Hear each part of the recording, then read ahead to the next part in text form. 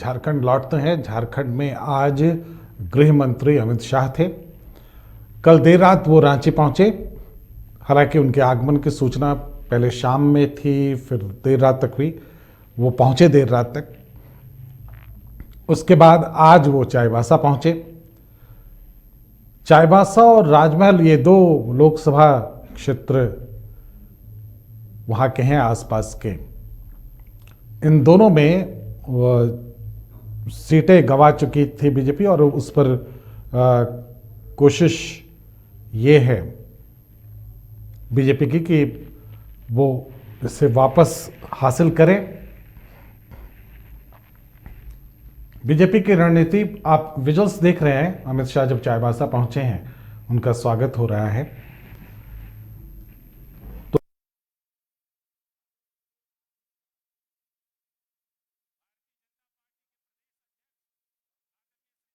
इससे क्या फर्क पड़ेगा झारखंड की सियासत पर, यह समझने की हम कोशिश करेंगे, और इसमें क्या कुछ संकेत छिपे हुए हैं ये भी हम समझेंगे।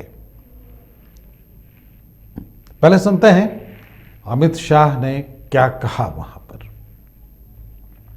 यही धरती के अंदर इतनी बड़ी समृद्धि है, इतनी खनिज संपदा पड़ी है कि पूरे भारत की गरीबी यहां से मिटाई जा सकती है।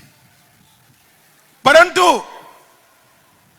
हमारे समय में पूर्ण बहुमत की एक सरकार बनी। जब अर्जुन मुंडा जी सरकार में थे तब बहुमत पूर्ण नहीं मिला था। रघुवर दास जी को पूर्ण बहुमत मिला। हमारी सरकार ने इस क्षेत्र के अंदर शिक्षा, रोड, विद्युत, सब प्रकार के काम शुरू किए। मगर उसके बाद में यहां पर एक ऐसी सरकार आई जिसने झारखंड को तबाह कर कर रख दिया है। आज मैं पूछना चाहता हूं, अटल जी ने जिस कल्पना के साथ झारखंड को बिहार से अलग कर कर सालों पुरानी झारखंड की अलग राज्य की मांग को पूरा किया, क्या हेमंत सोरेन सरकार उसके कल्याण के लिए काम कर रही है? भाई जरा जोर से बोलिए, कर रही है? इस राज्य का मुख्यमंत्री तो आदिवासी है। इस राज्य का मुख्यमंत्री तो जनजाति का है। मगर ये सरकार आदिवासियों की विरोधी सरकार है मित्रों, विरोधी सरकार है। इस सरकार के समय में भ्रष्टाचार अपनी चरम सीमा पर पहुंचा है। इस सरकार के समय में बिचौलिए, दलाल और आदिवासियों का जमीन हड़पने वालों के समय आ गए। आज मैं झारखंड के मेरे जनजातीय भाइयों को कहने आया हूं, एक घुसपैठियों से आदिवासी माता बहनों की रक्षा करने की जिम्मेदारी हेमंत सोरेन सरकार की है या नहीं है? क्या वो पूरी कर रहे हैं? अरे हेमंत भाई, कान खोल कर सुन लो। अब सब आपको जान गए हैं। अपनी वोट बैंक की राजनीति के लिए आदिवासी माता बहनों की रक्षा के साथ, उनके भविष्य के साथ जो छेड़खानी आप कर रहे हो, झारखंड का ट्राइबल आपको माफ नहीं करेगा, माफ नहीं करेगा। और उसका ट्रेलर 24 के चुनाव में ही मालूम पड़ जाएगा। मालूम पड़ेगा या नहीं पड़ेगा भाई? यही धरती के अंदर शाहनवाज हमारे साथ जुड़े हुए हैं। शाहनवाज, 2024 की एक तरह से हम कहें कि बहुत स्पष्ट रूप से उस मुहिम की शुरुआत कर दी। 2024 की तैयारी हम कह सकते हैं शुरुआत उसकी हो गई, और वो साफ दिखी भी। इम्पॉर्टेंट ये है कि जो झारखंड की भारतीय जनता पार्टी है की इकाई है, वो कितना संगठित हो पाएगी अमित शाह के आने से, यहाँ गृह मंत्री के आने से वहाँ, चूँकि ये इम्पॉर्टेंट है कि संगठनकर्ता के रूप में उन्हें बहुत शक्तिशाली माना जाता है और बीजेपी में संगठन पर उनकी पकड़ ज़बरदस्त है। तो एक तो ये है कि वो आज, एक तो उनके भाषण में आज थोड़ा एग्रेशन दिखा, जो ज़्यादा एग्रेसिव होकर उन्होंने कुछ बातें कही हैं, वो बहुत इम्पॉर्टेंट है। और दूसरा कि चाईबासा से ये शुरू होना, ये अभियान शुरू होना, 2024 का अभियान शुरू होना, ये कितना मायने रखता है? देखिए, झारखंड की राजधानी रांची से वैसे तो सभी कार्यक्रमों की शुरुआत होती है, खास करके जो बड़े कार्यक्रम होते हैं, लेकिन जब राजनीतिक तौर पर इसकी तैयारी ग्राउंड जीरो से करनी हो तो जाहिर सी बात है फ्रॉम स्क्रैच से अगर की जा रही है तो ये उन क्षेत्रों से शुरू की जा रही है जहां पर अनुपातिक तौर पर बीजेपी कमज़ोर पड़ी है। पिछले विधानसभा चुनाव की बात करें या लोकसभा चुनाव की बात करें, इन 2 सीटों पर किसी भी कीमत पर बीजेपी ये चाहती है कि अगले लोकसभा चुनाव में ये 2 सीटें मिलाकर कुल 14 सीटों पर बीजेपी काबिज हो। लिहाजा 12 सीटों को रिटेन करने की जिम्मेदारी है, साथ ही इन 2 सीटों को एडिशनल तौर पर इस पर जोड़ने की जिम्मेदारी है। लिहाजा इसकी शुरुआत कोल्हान से हुई है, चाईबासा से हुई है। लेकिन बड़ा और अहम सवाल यह है कि आपने बिल्कुल सही कहा कि अमित शाह का जो भाषण था वो बेहद एग्रेसिव होकर कहा और अपने संबोधन के शुरुआत में ही उन्होंने सीधे सीधे मुख्यमंत्री हेमंत सोरेन का इस सरकार को उखाड़ फेंकने की बात कही है, इस सरकार को बदल देने की बात कही, और तमाम मौजूद लोगों ने जिस तरह से उस बात में हाँ से हाँ मिलाकर कहा, ये कहीं ना कहीं पता चलता है कि किस तरह से बीजेपी की तैयारी ग्राउंड जीरो पर शुरू हो चुकी है। और बातों ही बातों में अमित शाह ने यह कह दिया कि जब वो यहाँ पर आ रहे थे तो उन्होंने अपने लोगों से पूछा कि कितनी सीटें आपने वहाँ पर लगाई हैं उस पंडाल में, तो बताया लोगों ने 32,000 लगाई है। जब वो आकर देखते हैं तो 32,000 से कहीं ज़्यादा लोग मौजूद थे, कहीं कहीं वो पंडाल जो है छोटा पड़ गया था। और उन तमाम लोगों ने कहीं न कहीं अमित शाह के इस एग्रेसिव भाषण को हाँ में हाँ कहा है, उसके अभिवादन को स्वीकार किया है। तो ये कहीं न कहीं अमित शाह के लिए बिल्कुल बेहद हौसला अफजाई वाला कहा जा सकता है कि उन्होंने जो बातें कही है उसे कोल्हान की जनता ने हाथों हाथ लिया है। लेकिन बात यहीं से ख़त्म नहीं होती है। जिस तरह से अमित शाह ने वो झारखंड की नब्ज के हर एक इशू को टच करने की कोशिश की है, चाहे 1932 का खतियान का मामला हो या सरना धर्म कोड का विषय हो या फिर जो DMFT यानी डिस्ट्रिक्ट मिनरल फंड का जो विषय है उसका मामला हो, जो घुसपैठिए का मामला है उस पर मामला हो, आदिवासी महिलाओं की सुरक्षा का मामला हो, इन तमाम विषयों को लेकर के कहीं न कहीं एग्रेसिव ढंग से वर्तमान झारखंड की हेमंत सोरेन सरकार को कटघरे में खड़ा किया है। जाहिर सी बात है जो प्रदेश इकाई ने जो कुछ तैयारियां की है, जो उनका होमवर्क था, वो कहीं न कहीं दिल्ली तक पहुंच रहा था और दिल्ली में यह बातें पता चल रही थी कि झारखंड की राजनीति में इन दिनों क्या कुछ हो रहा है।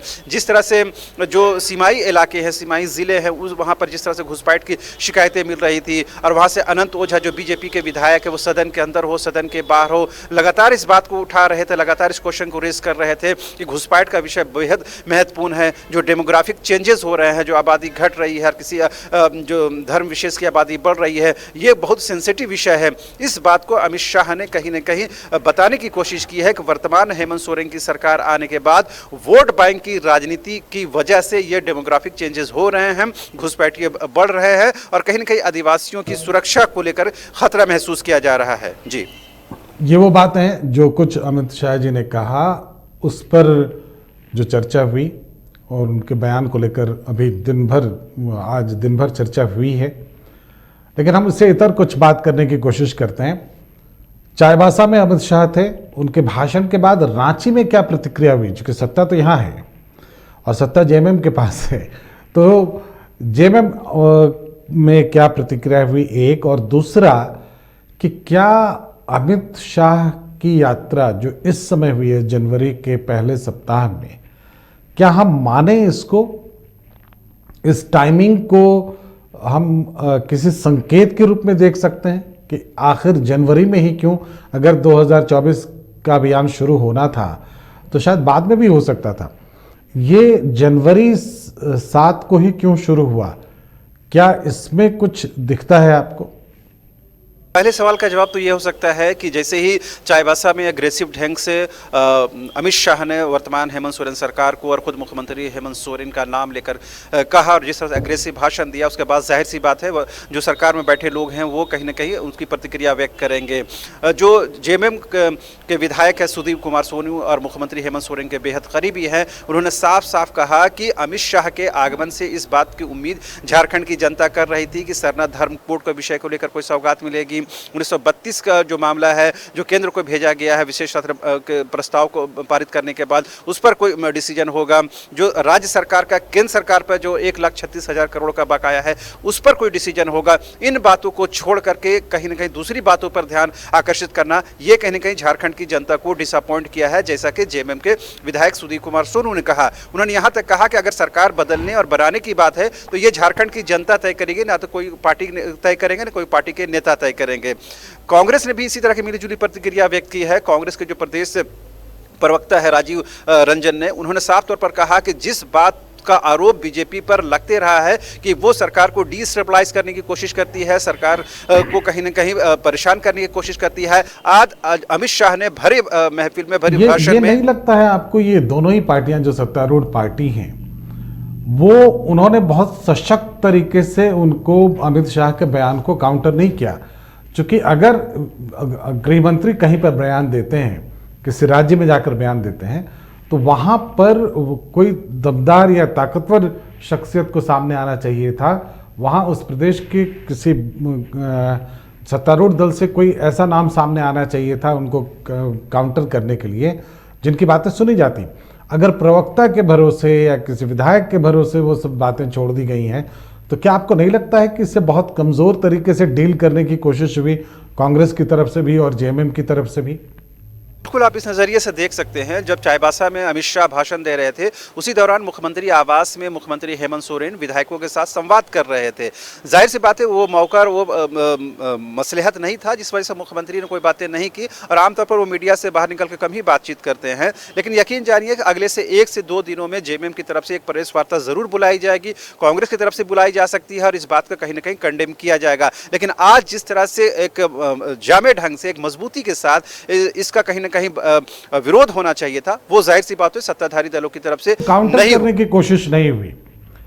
चलिए, हम जिस एक जो दूसरा पक्ष था इस सवाल का बहुत संक्षेप में, अगर हम समय की कमी है, ये जान सकें कि क्या जनवरी की टाइमिंग पर भी कुछ चर्चा हुई शहर में कि जनवरी में ही क्यों ऐसा हुआ?